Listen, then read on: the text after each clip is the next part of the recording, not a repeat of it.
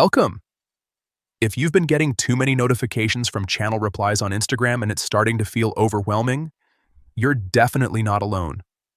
The good news is that Instagram has made it easier to control these alerts directly from the web version on your PC.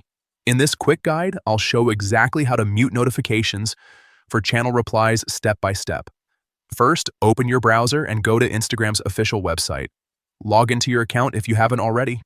Once you're on your home feed, take a look at the bottom left corner of the screen. You'll see a menu icon with 3 horizontal lines. Click on that to open up more options. From the menu that appears, find and click on Settings. This will take you to a new page where you can manage different aspects of your account. On the Settings page, look for the Notifications section and click on it.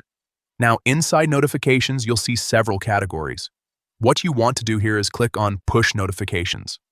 This section controls the alerts you receive for different types of activity on your account. Scroll through the list until you find Channel Replies. Once you see it, you'll notice a few options next to it. To stop receiving these notifications, simply select All.